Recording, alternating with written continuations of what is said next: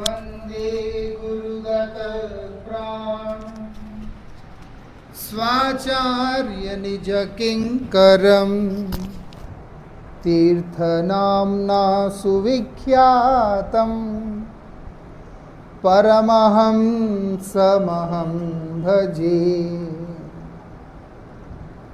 श्रीमाधवार्ययतिवर्यस्वरूपरूपं श्रीकृष्णवल्लभयापालितभृत्यरत्नं श्रीगोकुलेशचरणार्पितमानसाब्जम् याचामहे तव पदाम्भोज नित्यसेवम्।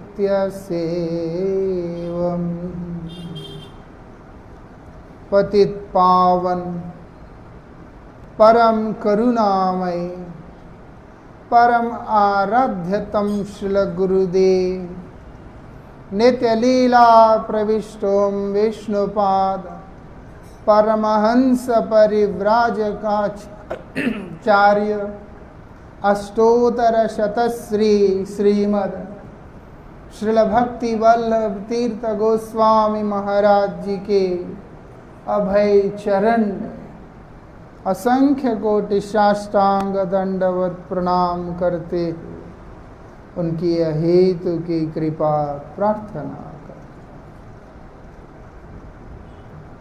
हमारे वैदिक शास्त्रों में एक व्यक्ति कब प्रसन्न हो सकता है उसके बारे में बतला रहे।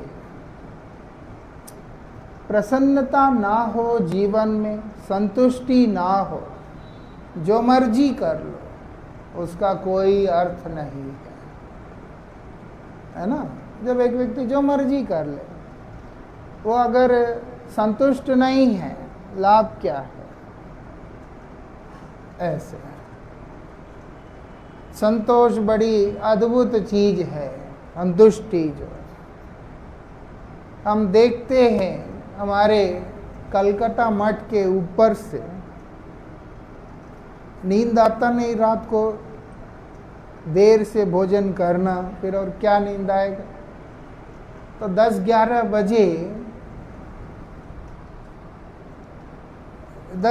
बजे करीब गुरु महाराज जी के बालकनी से जब नीचे देखते हैं, दिखाई देता है बहुत सारे व्यक्ति फुटपाथ के ऊपर लिफाफा बिछा करके आराम से सो जाता है। उसको ना मच्छरदानी है, ना गद्दा है, ना तकिया है, ना चादर है, कुछ भी नहीं। हम जाए जो मर्जी अर्थ निकाल लें, मजबूरी है, गरीबी है, कुछ भी अर्थ निकाल, लेकिन ऐसे बहुत सारे व्यक्ति हैं इस संसार में जो लोग उनको संतुष्ट रहने के लिए बाहर से किसी भी चीज की जरूरत नहीं पड़ता है। बोलते वास्तविकता में संतुष्टि उसी का नाम है। आज हम एक चीज इकट्ठा करते हैं, कल दूसरा चीज हमारे सामने आता है, हमारा संतुष्टि खत्म। ऐसा लगता है कि अब वो होने से होगा। ऐसा एक एक चीज आप देखो, जब मोबाइल आने लगा तो इतना सा था मोबाइल, नोकिया 1100 का सबसे ज़्यादा मशहूर हुआ था, और वो रिलायंस वाले का गंदा सा फ़ोन डंडे के साथ में, एंटीना के साथ में। कितने खुश थे लोग। ऐसा कोई था जिसके पास वो फ़ोन नहीं था ऐसा। लेकिन आज कोई कल्पना भी नहीं कर सकता। आज जो पैदा हुआ बच्चा, उसके दिमाग में आ भी नहीं सकता कि शायद ऐसे बटन वाला फ़ोन रहा होगा। बात है संतुष्टि का। उस समय उस चीज से व्यक्ति संतुष्ट हो गया होता तो आज यहाँ तक मोबाइलों का दुनिया नहीं बढ़ गया होता। गाड़ी हो, मोबाइल हो, मकान हो, दुकान हो, इन सब के पीछे एक चीज दिखाई देता, वो है असंतोष। हमारे शास्त्र बोलते हैं कि भाई ऐसी कौन सा उपाय है जिससे तुम संतुष्ट हो सकते हो। बोलता है सिर्फ एक काम करना है, हम सबको एक काम करना है। कौन बोल रहे हैं? प्रहलाद महाराज बोल रहे हैं इस बात को श्रीमद् भागवत जी के अंदर। और उन्हीं की बात को नारद गोस्वामी युधिष्ठिर महाराज को सुना रहे। प्रहलाद के जीवन चरित्र सुनाते क्या बोलते हैं? वो बोलते धर्म मूलम ही भगवान सर्व वेदमयो हरि। सर्व वेदमयो हरि, भगवान श्री हरि ही। वो कौन है? वो बोलते धर्म का आधार है, धर्म का ज्ञाता है, धर्म का ज्ञाता। हे राजन, हे युधिष्ठिर, सिर्फ इतनी सी बात को जिस व्यक्ति ने समझ लिया, वो बोलते या न चा आत्मा प्रसीदति, इस बात को समझ जाने वाला व्यक्ति ही संतुष्ट रह सकता है। नारद गोस्वामी युधिष्ठिर महाराज को बोल रहे हैं, क्या बता रहे हैं? वो बोलते भगवान ही वैदिक ज्ञान का सार है, जो भगवान खुद बोल रहे हैं वेदेश्च सर्वम अहमैव वेद्य। अगर वेदों के द्वारा जानने योग्य कुछ है तो वो मैं हूं। वेदाध्ययन करने के बाद, वेदांत सूत्र का अध्ययन करने के बाद भी अगर उपनिषदों को, पुराणों को, इतिहासों को श्रवण अध्ययन आदि करने के बाद भी एक व्यक्ति स्तोत्रीय जरूर हो सकता है, अगर वो ब्रह्मनिष्ठ नहीं बन पाया, भगवान को नहीं समझ पाया, शास्त्र बोलते हैं उसका कोई अर्थ नहीं है। आप देखो इनका नाम ये कौन है? षंडमर्क, हिरण्यकशिपु के जो गुरु हैं शुक्राचार्य, उनके पुत्र हैं। षंडमर्क जो है कोई एरेगेरी व्यक्ति नहीं है। अगर होते तो हिरण्यकशिपु प्रहलाद महाराज को उनके पास नहीं भेजते। वो लोग शुक्राचार्य की तरह ही परम ज्ञानी हैं, सर्वशास्त्र विशारद है, सब कुछ उनको मालूम है, ऐसी कोई चीज नहीं है जो उनको मालूम नहीं है। लेकिन ब्रह्मनिष्ठ ना होने के कारण, भगवान में समर्पित निष्ठावान ना होने के कारण, जब प्रहलाद महाराज ने उनको हिरण्यकशिपु को जवाब दिया, श्रवणम कीर्तनम विष्णुम स्मरणम पाद सेवनम अर्चनम वंदनम दास्यम साख्यात्म निवेदनम इति पुंसार्पिता विष्णु भक्तिश्च नवलक्षण। प्रहलाद महाराज तो डर नहीं रहे, षंडमर्क जरूर डर रहे हैं। संतुष्टि भी नहीं और उसके बाद निर्भयता भी नहीं, भय भी है। क्योंकि ब्रह्मनिष्ठ जो नहीं है, भगवान को जो नहीं समझा है, वो व्यक्ति प्रसन्न नहीं हो सकता। और जो प्रसन्न होते हैं वो लोग संसार में नहीं रहते, वो ध्यान में चले जाते हैं। ऐसे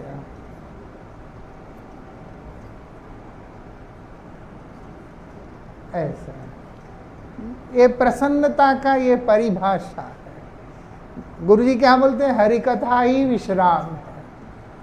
नहीं तो जब हरि कथा हो, अगर विश्राम ना हो, वृंदावन बिहारी लाल की, तो ऐसा ये षंडमर्क भयभीत हो रहे हैं। क्यों? वो स्तोत्रीय जरूर है, परम ज्ञानी है, लेकिन ब्रह्मनिष्ठ नहीं है। इसीलिए हिरण्यकशिपु को देखने से ही है, जैसे हिरण्यकशिपु उनसे बोलते तुम्हारा कारनामा है, बोलते नव प्रणीतम ना पर प्रणीतम, भैया मैंने नहीं सिखाया ना मेरे भाई ने सिखाया, हम आपसे दुश्मनी करेंगे क्या? हमारी उतनी योग्यता है? तवेंद्र क्षेत्र, आपके लायक तो इंद्र है, हम नहीं है राजन, इसलिए आप हमारे ऊपर क्रुद्ध ना होइए। ऐसे, और जिसको वैदिक साहित्य का ज्ञान ही नहीं है, जानकारी नहीं है, वो व्यक्ति कैसे संतुष्ट हो सकता है? भगवान बोलते हैं वेदांत कृत, ये अपौरुष साहित्य जो वेद है वो कौन, उसके रचयिता कौन है? बोलते मैं हूं। वेदों के द्वारा जानने योग्य वस्तु भी मैं ही हूं और वेदों का सार भी मैं ही हूं। यहां पर नारद गोस्वामी युधिष्ठिर महाराज को यही बात बोल रहे हैं। वो बोलते हैं युधिष्ठिर, वैदिक साहित्य का जो आधार है, सार है, वो गोविंद है। ये जिसने जान लिया है वही व्यक्ति संतुष्ट हो सकता है। और क्या बोल रहे हैं? हमारे धर्म के नाम पे कुछ आचरण करने योग्य वस्तु है, वो भी भगवान के ही साथ जुड़ी हुई चीज है। इसको जिसने समझ लिया, बोलते वही संतुष्ट हो सकता है। ऐसा भगवान श्री कृष्ण भगवद गीता में बोल रहे हैं, सर्वधर्मान परित्यज्य। ठीक है, जितने भी नित्य नैमित्तिक धर्म हैं उन सबको परित्याग करो, निकालो इन सबको, यहाँ चढ़ाओ चल। तो कौन सा धर्म का पालन करना है? बोलते मामेकम शरणम व्रज। तुम्हारा अगर कोई धर्म है, जिस धर्म को तुमने पालन करना है और जिसका पालन करने से तुम संतुष्ट हो सकते हो, और बोलते हैं मामेकम शरणम व्रज, और कुछ नहीं, और दूसरा नहीं है। वास्तविक धर्म क्या है जीव का? बोलते कृष्णैक शरण, कृष्ण का आश्रय लेना ही एकमात्र धर्म है। इसीलिए धर्म नाम का कोई चीज अगर हमें कृष्ण से विमुख करता है, वो बोलता है वो धर्म कहाँ से हो सकता है। और उसका आचरण करने वाला व्यक्ति कभी भी संतुष्ट नहीं रह सकता। दुनिया में बहुत सारे व्यक्ति हैं जो अपने आप को धार्मिक कहते हैं, अथवा जो धर्म के नाम पर जो लोग भजन साधन भी करते हैं, बहुत कुछ करते हैं, लेकिन फिर भी संतुष्ट नहीं हो पाते हैं। उसका कारण ही यह है क्योंकि धर्म मतलब है भगवान के चरणों में समर्पण। इसलिए भागवत जी में बड़ा सुंदर इस बात को बतला रहे हैं, सवै पुंसा परो धर्म यथा भक्तिर अधोक्षज। अरे जितने भी प्राणी मात्र हैं उन सबके लिए श्रेष्ठतम धर्म जो निरूपण हुआ है, निश्चय हुआ है, वो क्या है? बोलते यथा भक्तिर अधोक्षज, भगवान श्रीहरि के चरणों में भक्ति। ऐसा इसलिए कई बार लोग निरुत्साहित होते हैं, भजन करते कुछ होता नहीं है, ये है वो है ना। भक्ति के मार्ग में जो लोग चलते हैं, जिसका दिशा ठीक है, वो व्यक्ति कभी निराश नहीं होता है। बोलते बहुत कुछ होता रहता है जी, वो सब देख के थोड़ा मन उदास होता है। तुम गधा है, तुम इधर उधर देखता है। प्रॉब्लम कहाँ नहीं है दुनिया में, समस्या कहाँ नहीं है, अच्छा बुरा कहाँ नहीं है, ऐसा। और दूसरा, जो उपदेश गुरु ने दिया है, जो उपदेश हमारे शास्त्रों ने दी है, उन उपदेशों का जो सार है जो हमारे दिमाग में थोड़ा बहुत जो बैठा है, उसको भी अगर कोई प्रापंचिक वस्तु डोमिनेट करता है, मतलब है हमारा दोष है कि हमने उस उपदेश को, उस शिक्षा को ठीक से धारण नहीं किया है, जिसके चलते हमें संतुष्टि मिल नहीं रहा है। नहीं तो ऐसे कैसे हो सकता है, हरिपाद पद्म का आश्रय लिया हुआ व्यक्ति, गुरुपाद पद्म का आश्रय लिया हुआ व्यक्ति किसी भी कारण से अपने जीवन में असंतुष्ट रह सके? समझ में आता है? हम लोग परम भाग्यशाली है, हम अनुभव करें या ना करें, श्री चैतन्य महाप्रभु की कृपा से, रूप गोस्वामी की कृपा से, रूपानुग परंपरा में आए हुए महान आचार्यों के आश्रय हम लोगों को मिला है। और उनमें भी विशेष रूप से हम सब जिस विभूति के साथ में संबंधित हैं, हमारे परमाराध्य गुरुदेव, और क्या चाहिए ऐसे। लेकिन शास्त्र हमें बतला रहे हैं, जो मर्जी उपदेश हो, अगर वो उपदेश का सार हमारे दिमाग में नहीं घुसता है, हम संतुष्ट नहीं हो सकते। वो सार क्या है? सवै पुंसा परो धर्म यथा भक्तिर अधोक्षज। भगवान श्रीहरि के चरणों में भक्ति, ऐसे। और वो भक्ति भी दो चीजों के साथ होना चाहिए, एक अहेतुक्या, दूसरा अप्रतिहता। तभी यहां पर बोले ययात्मा सुप्रसीदति। वो जो प्राणी है तब प्रसन्न रहेगा, संतुष्ट रहेगा। एक उसमें से एक क्या है, बोलते अहेतुक्या। अहेतुक्या मतलब क्या है? वो बोलते कृष्ण हेतु की, मतलब मेरा अगर कोई उद्देश्य है भजन का, भजन करके लोग अक्सर बोलते हैं मेरा काम बना दो, नौकरी लगा दो, हाँ, मुझे जो है मकान बनाना है, कृपा कर दो।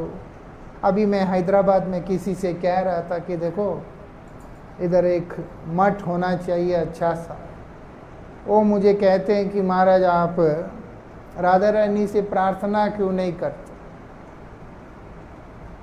बिल्डिंग ना बने भाई, कोई प्रॉब्लम नहीं है, गुरुजी ने अभाव तो रखा नहीं है, आराम से जी लेंगे, ना बने बिल्डिंग। लेकिन मठ बनाने के लिए भी जो है कभी भी ठाकुर जी से मांगना नहीं है, ऐसा। उनकी इच्छा होगा तो बनेगा, ना हो तो ना से क्या फर्क पड़ रहा है, ऐसा। और भगवान के इच्छा के बिना जो चीज बन गया तो बनने के बाद भी कलेश के अलावा वहां कुछ और होता नहीं है। उनकी इच्छा है तो आपके प्रयास के बिना ही हो जाएगा। ऐसे ही हर व्यक्ति के जीवन में है। भगवान का इच्छा नहीं था, चित्रकेतु ने फिर भी बच्चा मांगा। चित्रकेतु महाराज, उनके जीवन में पुत्र नहीं है, एक नहीं, दो नहीं, तीन नहीं, चार नहीं, 1,00,000 शादियां किया। 1,00,000 रानियां हैं चित्रकेतु महाराज की। कल्पना कोई कर सकता है? ऐसे लोग 16,108 के नाम से मर रहे हैं बेचारे।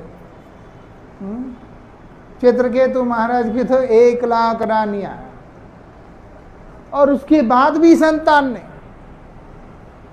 अरे अब संतान नहीं है तो पिंडदान कौन करेगा, उद्धार कौन करेगा, बहुत सारी चीजें सोचकर चित्रकेतु महाराज ने निश्चय किया कि मैं आत्महत्या करूंगा, मैं आत्महत्या करूंगा। जब गए तो वहां पर अंगिरा ऋषि ने कृपा करके उन्हें संतान प्रदान किया, और ये बोल दिया था हर्ष शोक प्रद होगा तुम्हें खुशी भी होगा बच्चा होने से और दुख भी होगा। और उसके बाद का इतिहास जानते ही हैं क्या हाल हुआ है। जबरदस्ती कोई चीज चाहने पर, मिलने पे भी संतुष्टि नहीं हो सकता। आत्मदेव नाम का जो ब्राह्मण, उनका भी संतान नहीं था, वो भी सोचा मैं मर जाऊं वही ठीक है। तो ऋषि ने कृपा करके उन्हें फल दिया और कहा इसको तुम अपने धर्मपत्नी को खिला देना, संतान हो जाएगा। उनकी पत्नी धुंधली, उसने क्या किया, गाय को खिलाती। वो कितनी भी बेकार थी, उनको इस बात का विश्वास था कि महत कृपा निश्चित रूप से असर करेगी, इसलिए खुद नहीं खाई। ऐसा इसलिए गोमाता को खिलाते। गोमाता से गोकर्ण का आविर्भाव हुआ। गोकर्ण का ऐसे वो क्या किया, अवांछित पुत्र को, अपने बहन के बेटे को लाके अपना बेटा बना लिया और उसका नाम धुंधकारी रखा। उसने इतना ज्यादा नाक में दम कर रखा था कि पिता घर से चले गए और माँ जो है आत्महत्या कर लेती है और वो उत्पाती बन जाता है। बाद में जिन वेश्याओं को ला करके वो अपने घर में रखता है, वही उसको दर्दनाक तरीका से हत्या कर देते हैं।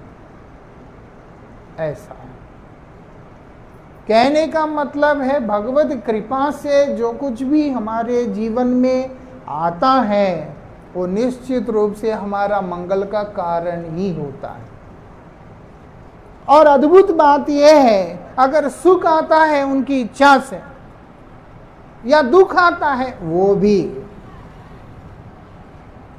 कृष्ण कृपा करके किसी के जीवन में दुख भी भेजते हैं तो भी उसका मंगल के लिए ही भेजते हैं, उसको अपनी तरफ आकर्षित करने, उसे अपना बनाने के लिए भेजते हैं। ऐसा ये संसार में अनुकूलता होने से व्यक्ति भगवान से प्रतिकूल हो जाता है। संसार में अनुकूलता होना ठीक नहीं है। जहाँ जहाँ जैसे जैसे हमारी अनुकूलता होता है, वैसे वैसे हमारा आसक्ति प्रबल हो जाता है और उसके बाद हम कृष्ण से विपरीत दिशा में चलने लगते हैं। इसलिए कृष्ण जिसके ऊपर अत्यंत प्रीति करते हैं, वो लोगों को इस संसार में अनुकूल परिवेश नहीं देते हैं, रक्षा जरूर करते हैं। जिस प्रकार से मटका बनाने वाला व्यक्ति मटके के अंदर हाथ रख के ऊपर से उसको मारता रहता है उसको बनाने के लिए, और टूटेगा नहीं क्योंकि नीचे से उसने हाथ से सपोर्ट दे रखा है। भगवान भी ऐसे ही करते हैं, लेकिन अल्पबुद्धि जीव इस चीज को नहीं समझ पाता। ऐसे जो देना उन्होंने देना। यहां पर क्या बोल रहे हैं, प्रसन्न कब रह सकते हैं हम लोग, प्रसन्न कब रह सकते हैं? बोलते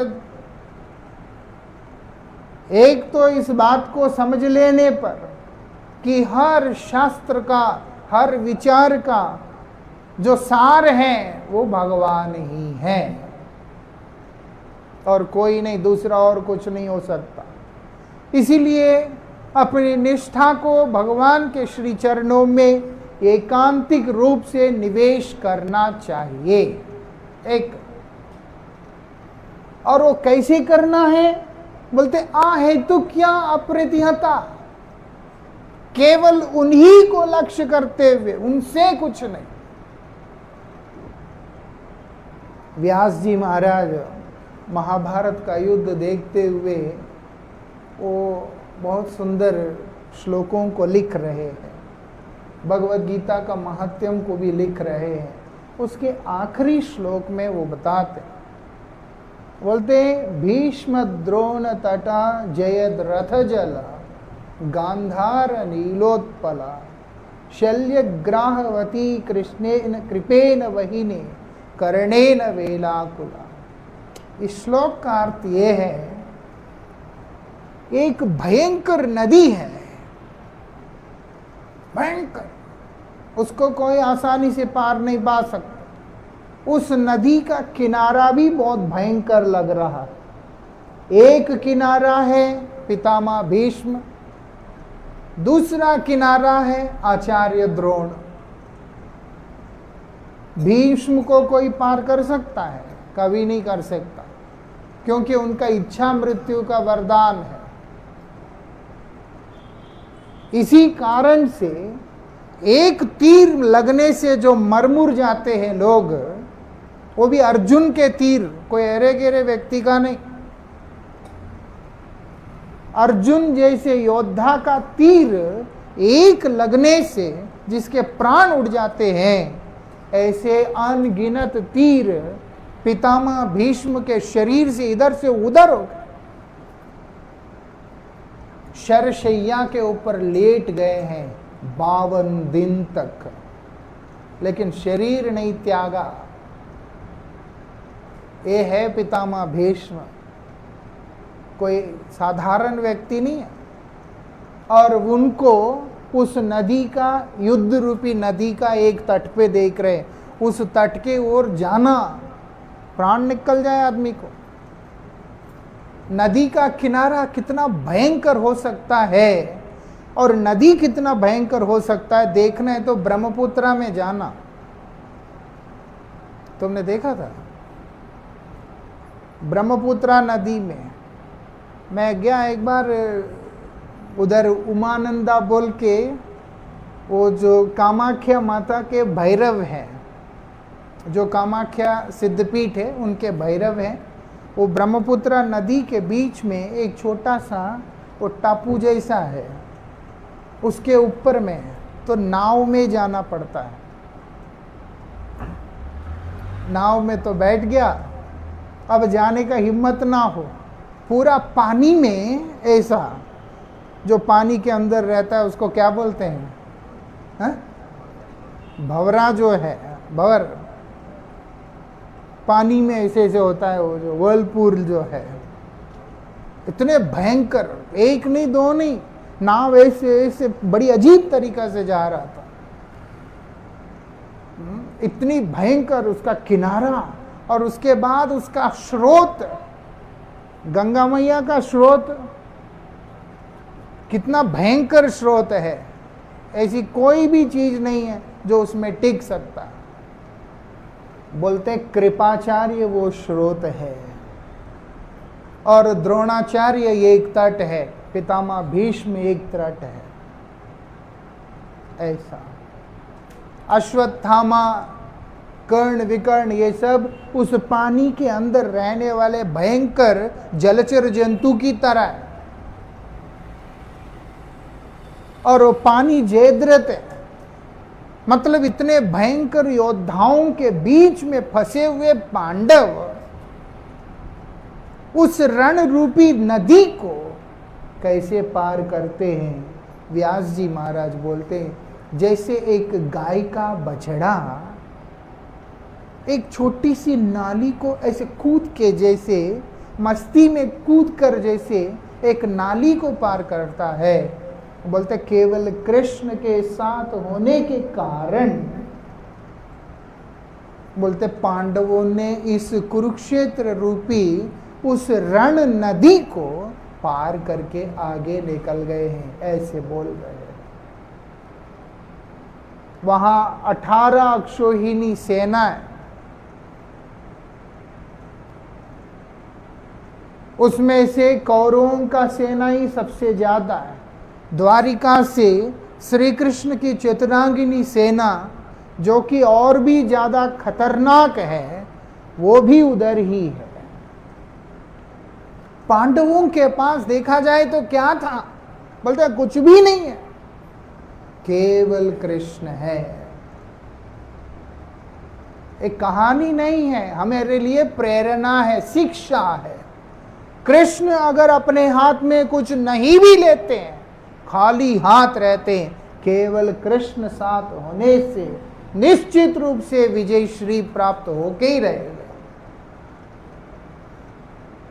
ऐसा जीव का आश्रय स्थान ही गोविंद है, और अगर तुम गोविंद से विमुख होके रहोगे सुखी नहीं रह सकते हो। अगर कृष्णोन्मुख होकर के रहोगे, तुम्हें मालूम है, लग रहा है कि कृष्ण मेरे लिए कुछ कर नहीं रहे, तो तब भी तुम सबसे ज्यादा सुरक्षित हो, ऐसे बोल रहे हैं।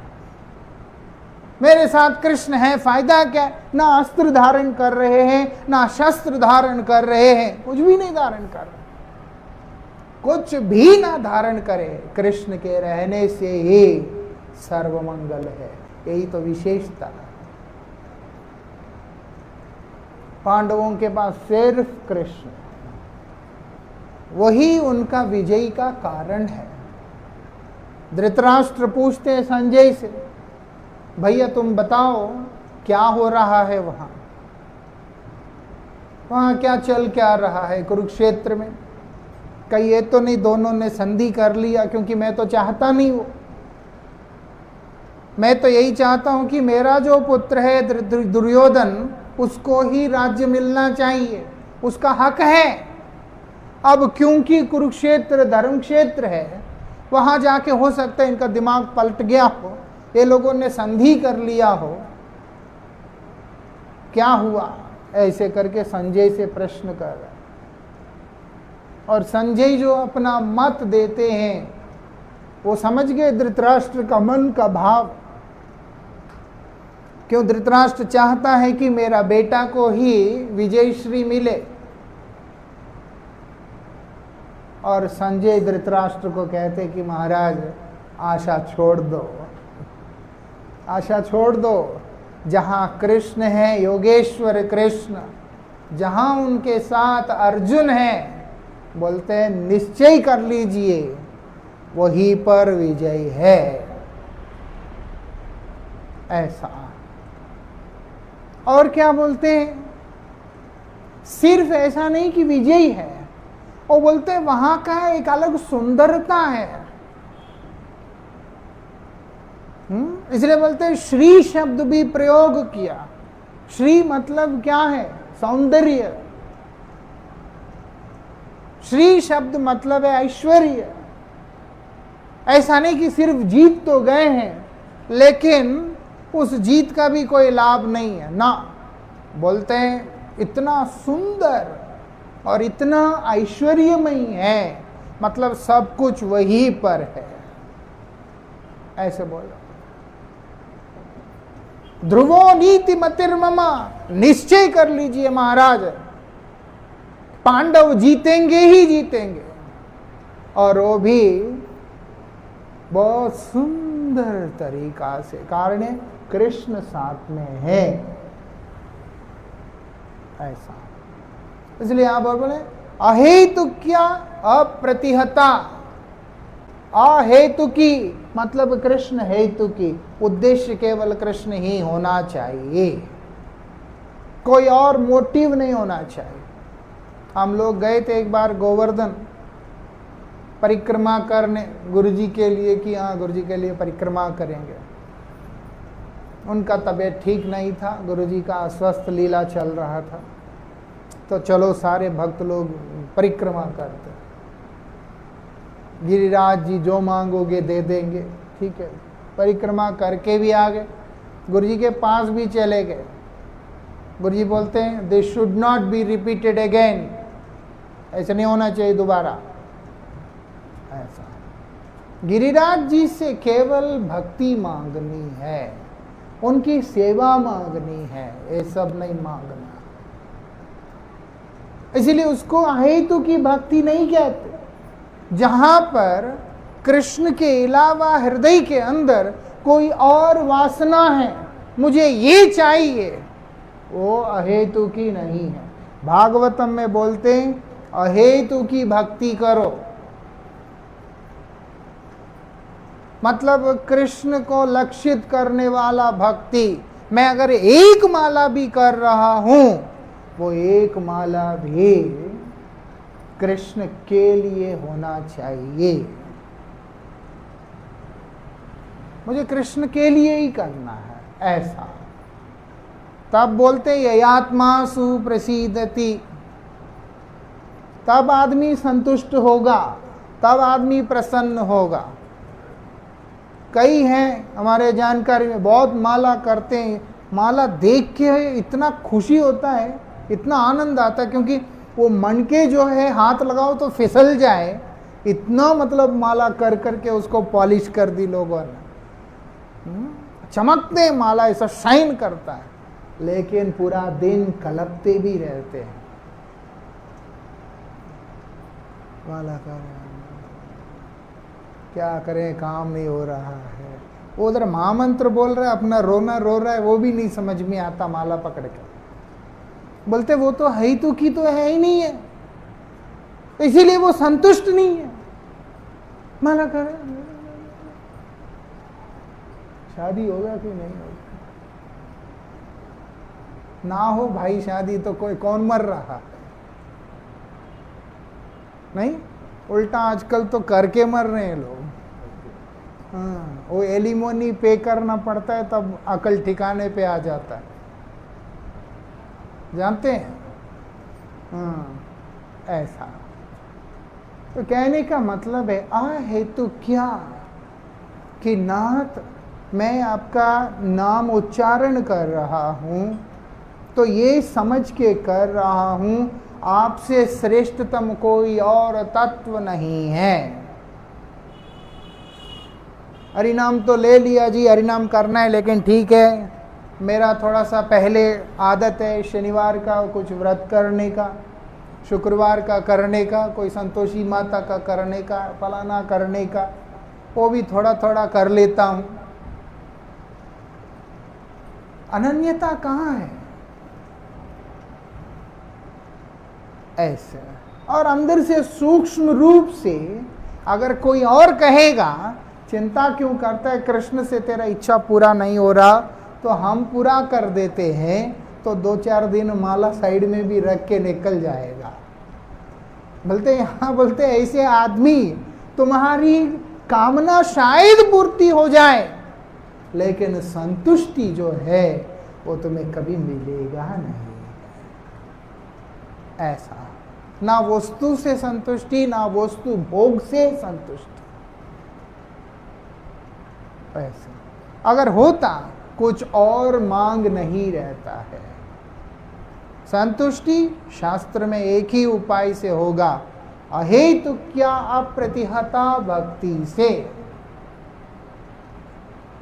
इसलिए यहां पर यही बात बोल रहे हैं कि उनको ही लक्ष्य करता हुआ भजन हमें करना है।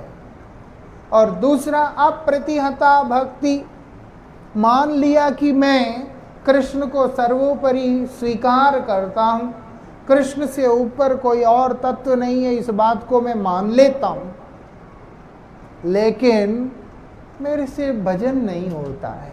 ठीक है, कभी कभी जाके सत्संग में कर लेते, बोलते हैं वो भी नहीं चलेगा, वो भी नहीं चलेगा। बोलते अप्रतिहता भक्ति, अगर भक्ति कर रहे हैं वो अप्रतिहता होना चाहिए। मतलब जिस प्रकार से शहद का धार गिरता है,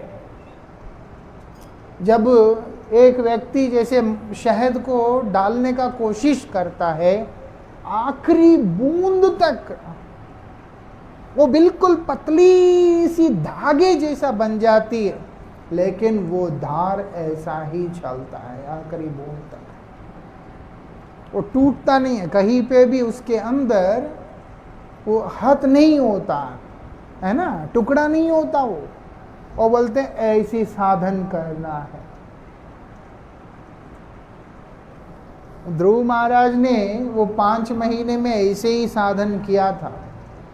उन्होंने देखा कि मैं भगवान का स्मरण कर रहा हूँ, उसमें मुझे भोजन करना, पानी पीना, यहाँ तक कि श्वास लेना भी एक तरह से वो मेरे उस फ्लो को काट रहा है। तो उन्होंने सब कुछ बंद कर दिया, आखिरी में श्वास लेना भी नहीं बंद कर दो।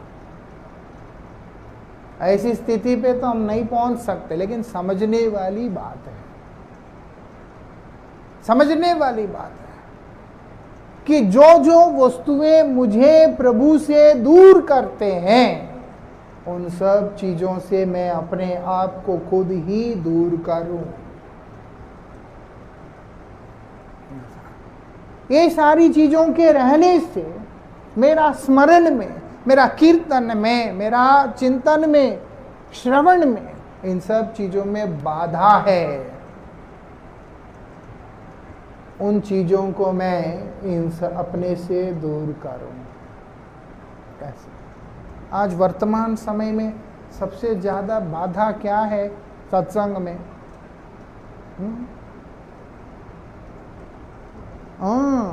वो जो कलेश जो आविष्कार हुआ है, अभी तो ये तो सेवा में लग रहा है, लेकिन वो जो मोबाइल है, जूते चाहे बाहर रखो ना रखो, कलेश मोबाइल को तो बाहर रखना चाहिए।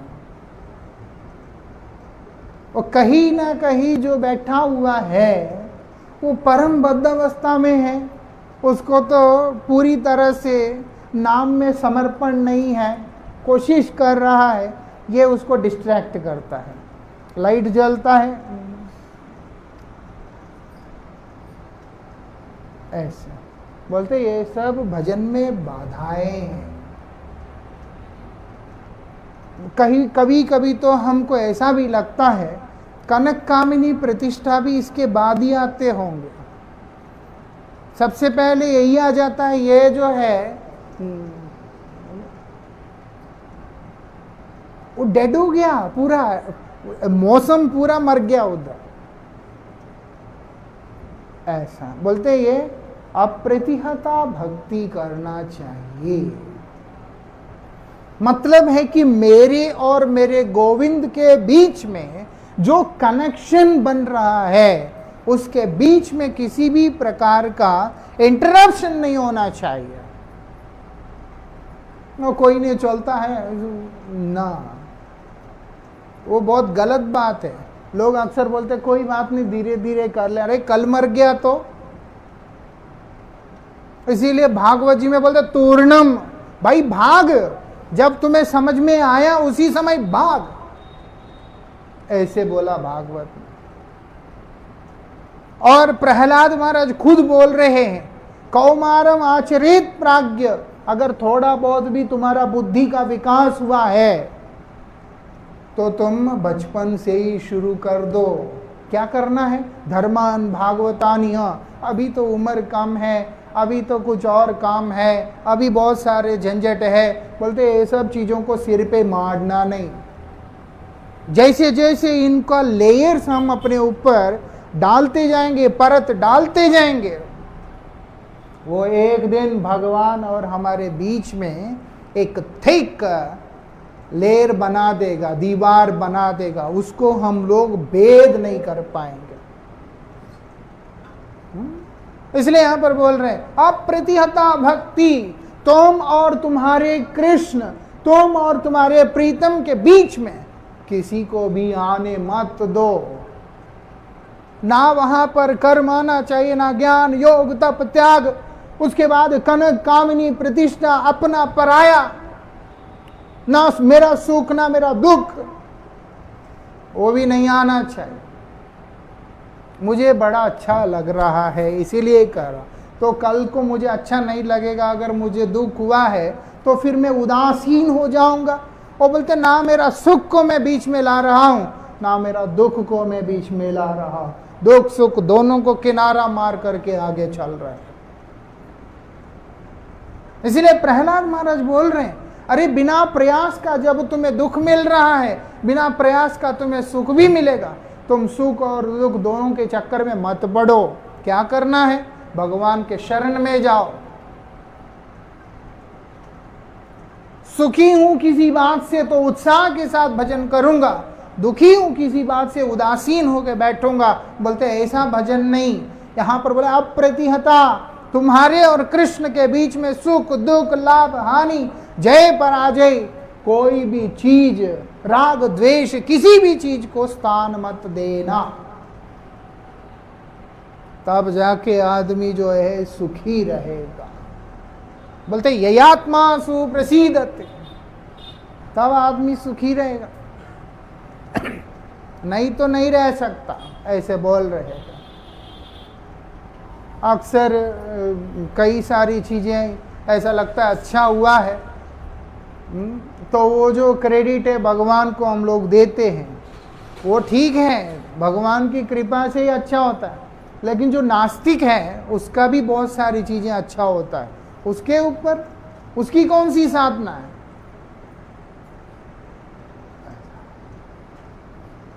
भगवान के कृपा से केवल उनके चरणों में अनुराग होता है।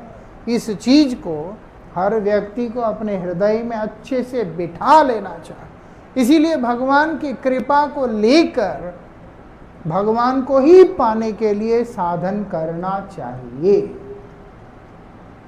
तब जाके शास्त्र बोलते हैं वो आदमी सुखी रह सकता है, अन्यथा कोई भी व्यक्ति सुखी नहीं रह सकता। आज भगवान की कृपा से एक काम अच्छा हुआ, हम सुखी हैं, 1 साल सुखी हैं, 2 साल सुखी हैं, उसके बाद कुछ हो गया, फिर हम भगवान से प्रार्थना करते हैं कि मेरा काम बना दो। हमारे प्रारब्ध में नहीं है, इसीलिए शायद वो काम नहीं बना है। उसके बाद हमारे अंदर भगवान के प्रति जो समर्पण है वो पतला हो जाएगा। फिर इसलिए बोलते किसी भी चीज को, प्रापंचिक कोई भी वस्तु, भाव, कुछ भी बीच में नहीं लाना। इसलिए बोलते अप्रतिहता। वहां सिर्फ एक तरफ हम हैं, एक तरफ हमारे प्रभु है और हमारा संबंध है दोनों का बीच का, बस। और साधन करते करते उस संबंध को इतना प्रबल करना, इतना प्रगाढ़ करना है जहां पर दोनों का ही अस्तित्व गायब ही हो जाए। भगवान भक्त के साथ में एक होकर अपनी भगवत्ता को भूल जाए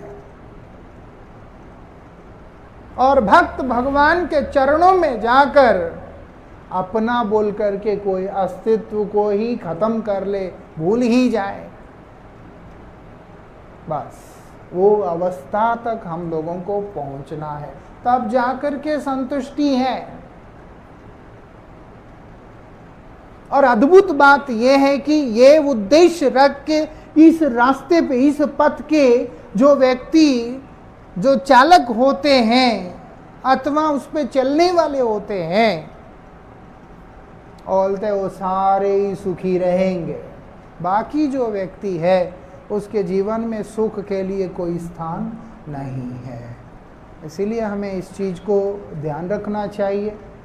हमारा जीवन बहुत मूल्यवान जीवन है। गुरुजी बहुत सारे उपदेश गुरुजी ने दी है, उसमें 2-3 ऐसे हैं गुरुजी ने एकदम रिपीट मोड में बार बार बोला है। उसमें से एक है 84 लाख योनियों की बात। कहने का मतलब है कि 84 लाख योनियां भटकने के बाद तुमको ये मनुष्य शरीर मिला है। हर कथा के आगे गुरुजी उसको पढ़ते थे। एक चीज को बार बार पढ़ना, बार बार पढ़ना, बार बार पढ़ना, वो गुरुजी के लिए नहीं, हमारे लिए है। क्योंकि अब मेरा अंत लीला का समय चल रहा है, तो इसलिए मैं जाने से पहले तुम्हें अपनी बात बता दूं। दो तुम इंसान बन के बैठे हो, इस बात को समझ लो। 84 लाख योनियां भटकने के बाद तुम्हें ये शरीर मिला है, तो क्या करूं? गुरु बोलते लब्ध्वा सुदुर्लभमिदं बहुसंभवन्ते। ये वाला भागवत जी का श्लोक गुरुजी बोलकर बार बार इस श्लोक को पढ़कर गुरुजी समझाते थे कि भैया बहुत दुर्लभ तुम्हें ये मानव जन्म मिला है, ये बहुत मूल्यवान जन्म है, बहुत दुर्लभ जन्म है, क्षणभंगुर जन्म है। ऐसी मूल्यवान जीवन को प्राप्त करने के बाद तुम्हें क्या करना है? बोलते भागो, अपने परमार्थ की ओर भागो। ऐसा भाग करके भगवान के शरण में चले जाओ। उसके बाद गुरु महाराज जी और एक बोलते चैतन्य चरितामृत से, ग्रंथेर आरंभ करी मंगलाचरण, मतलब तुम अपने परमार्थ के मार्ग में आ चुके हो तो अब तुम्हें मंगलाचरण करना है, कृपा प्रार्थना करना है। जो बहुत एसेंशियल जो पॉइंट्स हैं उसको गुरु महाराज जी हम लोगों को बार बार बोल बोल कर हम लोगों को समझा के गए। गुरु वैष्णव भगवान तीनेर स्मरण, तीनेर स्मरणे है विघ्न विनाशन, अनायासे पाए निज वांछित पूर्ण। अरे तुम्हें संघर्ष करने की जरूरत नहीं है, मेहनत करने की जरूरत नहीं है। तुम सोचो कि शायद मैं अकेला पड़ गया हूं, मुझे बहुत परिश्रम करना, बोलते जरूरत नहीं है। अनायासे पाए, बड़ी सहजता के साथ तुम्हें प्राप्त हो जाएगा। क्या प्राप्त होगा? निज वांछित, जो चीज की तुम चाहत रख के यहां पर बैठे हो। क्या चाह के बैठा हूं? बोलते कृष्ण की कृपा, कृष्ण सेवा, कृष्ण प्राप्ति की कामना, और कुछ भी नहीं। और वही व्यक्ति संतुष्ट रह सकता है। ये जितने भी है, प्रहलाद महाराज, कितने क्लेश आए जी जीवन में, एक दो। प्रहलाद महाराज तो भक्त है जी, तो उनको पहाड़ से फेंका, नहीं फेंका, आग में फेंका, जहर पिलाया, सांप से डसाया, हाथी से कुचलवाया, क्या नहीं किया, सब कुछ किया।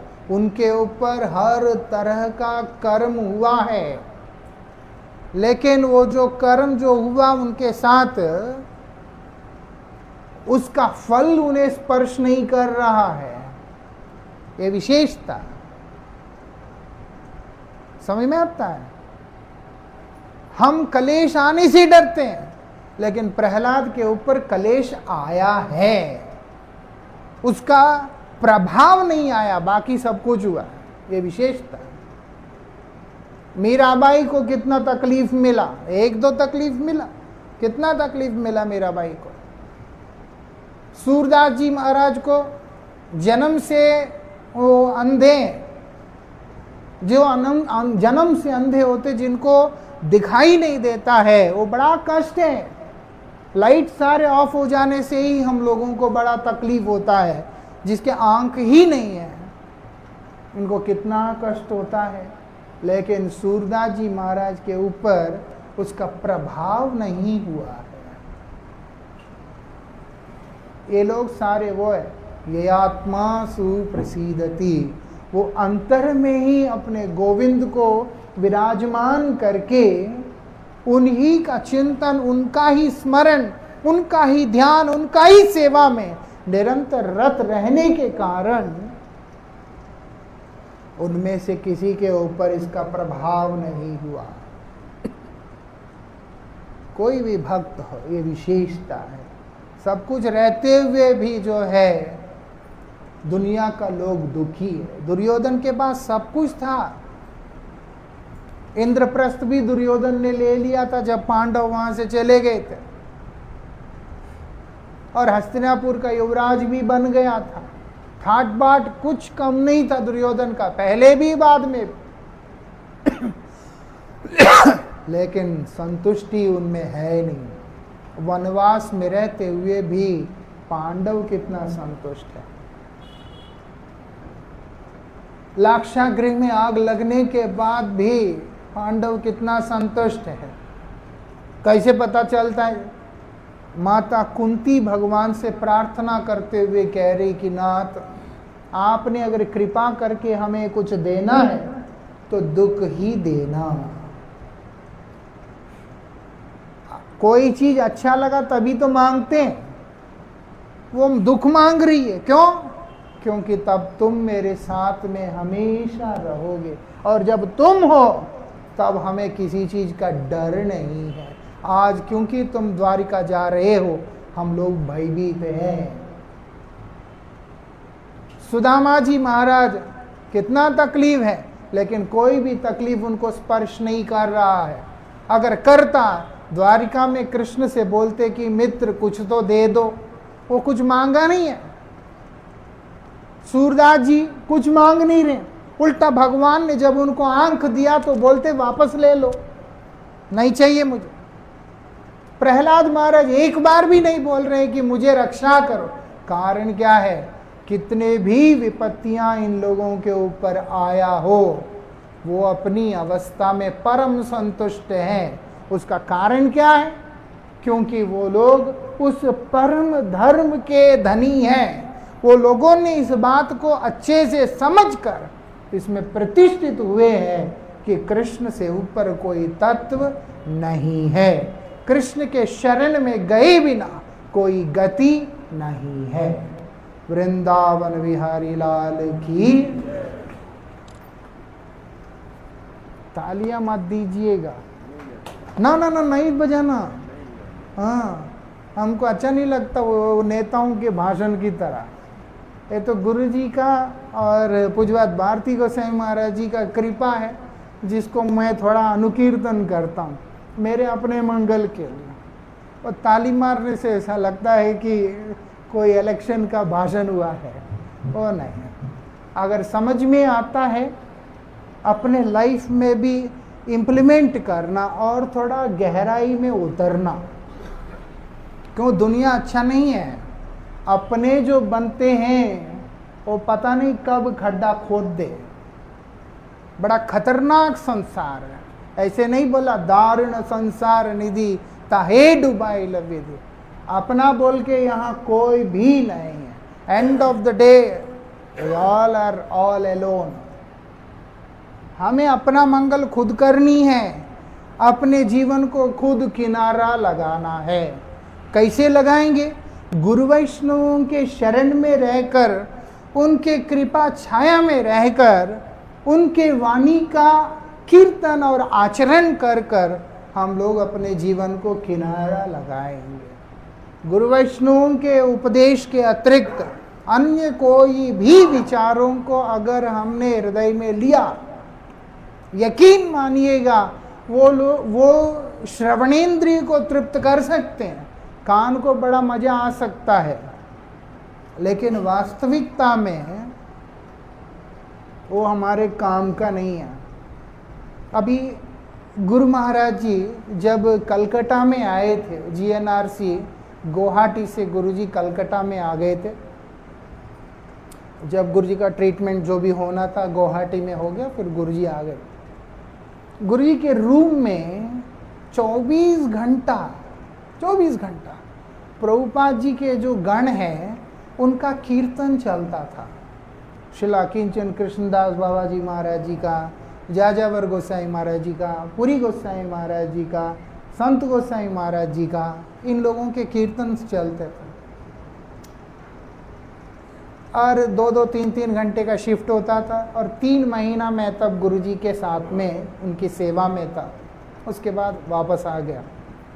वो 3 महीने के दौरान जब भी कमरे में जाओ ये कीर्तन चल रहे हैं, कोई म्यूज़िक नहीं ठीक से, और उस तरीके से कई राग रूग ये सब नहीं, इफेक्ट्स नहीं, माइक भी ऐसा ही होता है, इतने दूर में रहता है, प्रॉपर नहीं। शुरू में सुन के लगता ठीक है महापुरुषों का वाणी इसलिए कुछ, लेकिन इतना उत्साह भी नहीं होता था, क्योंकि आजकल का जैसे म्यूज़िक बजता है, कुछ होता है, बड़ा इंटरेस्टिंग लगता है। लेकिन यकीन मानना 3 महीना तक लगातार सुनते तब समझ में आया है वास्तविकता में बड़ी अद्भुत चीज़ है उसमें। जो वास्तविकता में और जो बाहर के जो जितने भी गायक हैं या जितने भी लोग हैं उनमें वो चीज़ नहीं है। इसलिए अभी भी वैसे तो वो अभ्यास बना नहीं पाया उनको रोज श्रवण करने का, लेकिन अभी भी कभी बहुत मन उदास होता है, गुरु महाराज जी का ही कीर्तन सुनना अच्छा लगता है। गुरु जी का कीर्तन सुनने से उदास मन को शांति का अनुभव होता है। आप लोग भी प्रयास करके देखना। इतना उनसे जो बढ़िया मतलब किसी और का लग नहीं सकता, बाकी कोई भी चीज है ऐसा। जितना मर्जी बढ़िया बढ़िया गाने वाले हैं, कलाकार हैं, भक्त हैं, गायक हैं, कुछ भी है, लेकिन अगर मन उदास हो गया है और समझ नहीं आ रहा है कि अब मैं अपने मन को कैसे संभालूं, उस समय अगर परमाराध्य श्रील गुरुदेव का कीर्तन को हम लोग अगर श्रवण करते हैं, वो मन को एकदम स्थिर कर देता है। ऐसा तो मैंने सिर्फ भगवत गीता जी के लिए सुना था। जब मन बहुत उदास होता है, चंचल होता है, समझ नहीं आता क्या करना है, तो महापुरुषों से सुना था कि भगवत गीता को रैंडमली खोलकर कहीं से भी पढ़ना शुरू कर दो, मन शांत हो जाएगा। जैसे अर्जुन का मन कितना उदास हुआ है, भगवत गीता का पहला अध्याय का नाम ही अर्जुन विषाद योग है। अर्जुन बहुत उदास बैठे हैं और कृष्ण की कृपा से वो पूरा भगवत गीता अर्जुन को लक्ष्य करके जगत को दिया गया। और भगवत गीता के होने के बाद अर्जुन कितना चार्ज हो गया बुरा, ऐसे सुना है और पढ़ा भी। लेकिन जो खुद अपना अनुभव है वो यही है कि अगर आप भगवत गीता नहीं भी पढ़ पा रहे हो, परमाराध्य श्रील गुरुदेव का उस ओजस्वी वाणी का कीर्तन को अगर हम लोग उदास परिस्थिति में श्रवण करते हैं, मन की सारी उदासी भाग जाती है और उसके बाद एक अलग तरह का प्रशांतता हम लोगों को अनुभव होगा। उसका कारण ये वो वैकुंठ जगत का शब्द है, इस जगत का है ही नहीं। एक वीडियो क्लिप के अंदर मैंने गुरुजी को ये बोलते हुए देखा था। गुरुजी बोलते हमको क्या यहाँ का समझा, ऐसा। साधु महाराज ने शूट किया था, गुरुजी तब प्रसाद नहीं पा रहे थे, उस समय की बात। लेकिन थोड़ा हम लोग ज़्यादा केयरफुल रहते हैं तो वो वीडियो कहीं संभल गया है। लेकिन मेरा भाग्य है कि मैं उसको देख पाया जिसमें गुरुजी ऐसे कह रहे हैं। वो वैकुंठ जगत की वाणी है, प्रभुपाद की गणों की वाणी, परमाराध्य गुरुदेव की वाणी। वो हम लोगों के मन को शांत करेगा और हमारे ऊपर ऐसा कृपा बरसाएगा कि हम लोग धीरे धीरे धीरे धीरे कृष्ण के करीब हो जाएंगे। वृंदावन बिहारी लाल की। हरे कृष्णा हरे कृष्णा कृष्णा कृष्णा हरे हरे हरे राम हरे राम राम राम हरे हरे हरे कृष्णा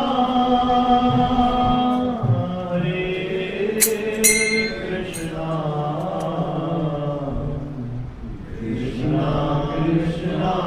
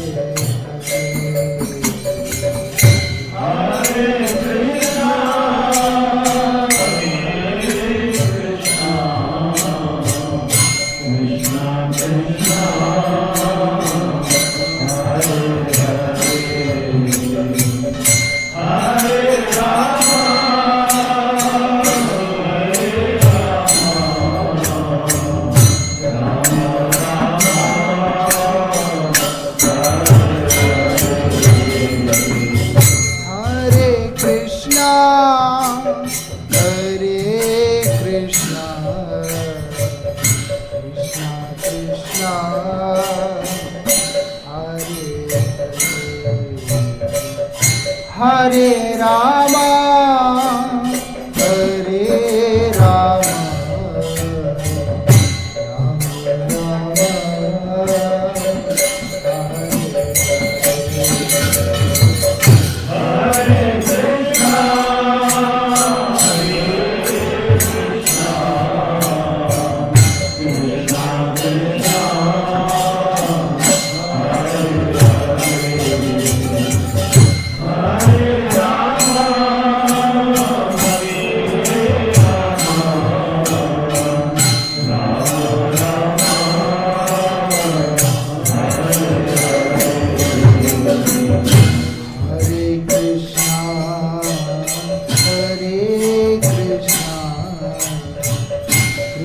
राम कृष्णा हरे हरे हरे राम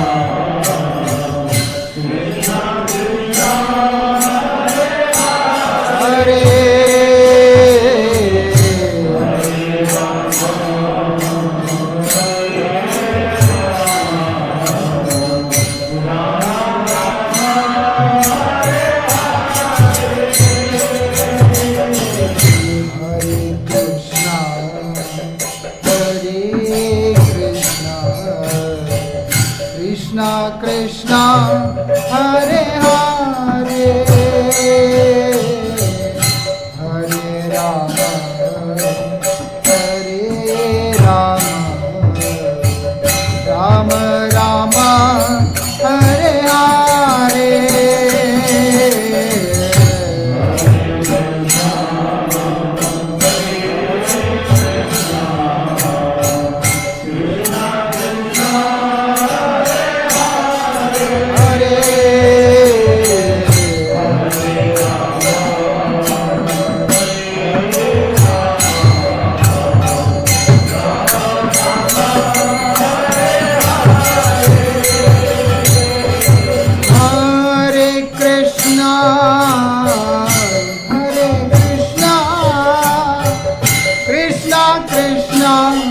हरे हरे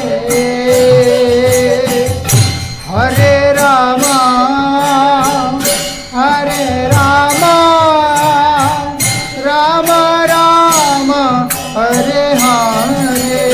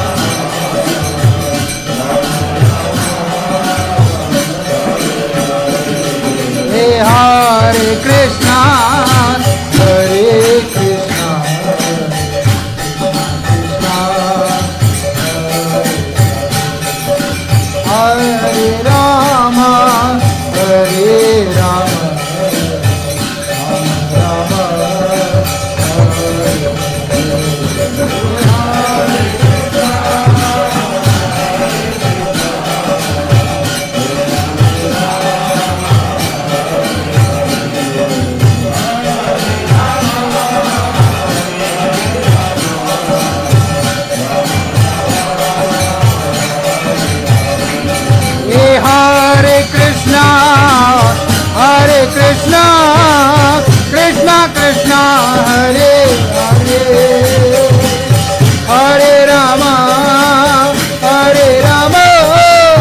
राम राम हरे हरे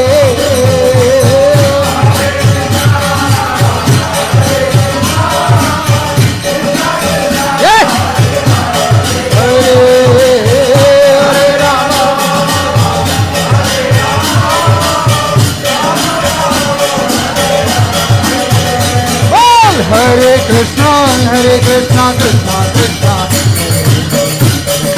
हरे राम राम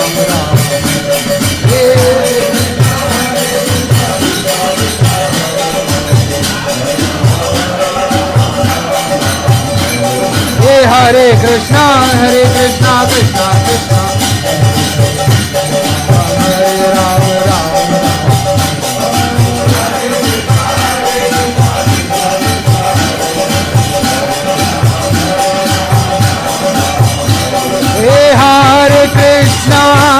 हरे कृष्णा कृष्णा कृष्णा हरे हरे हरे राम राम राम हरे हरे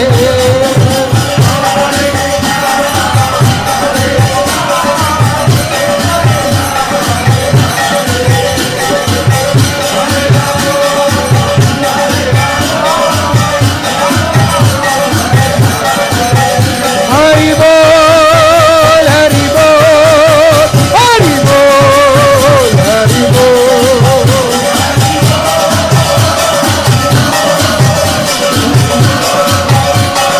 गौरा हरि बोल हरि बोल हरि बोल हरि बोल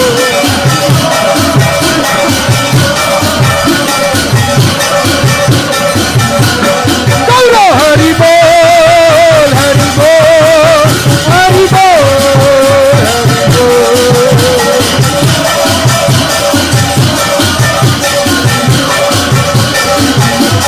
गौरा हरि बोल हरि बोल हरि बोल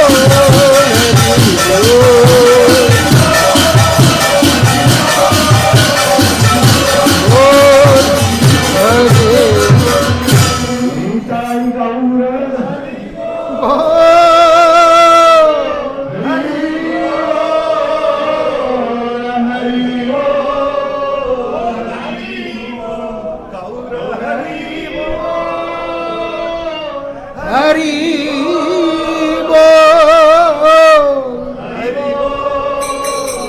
हरि बोल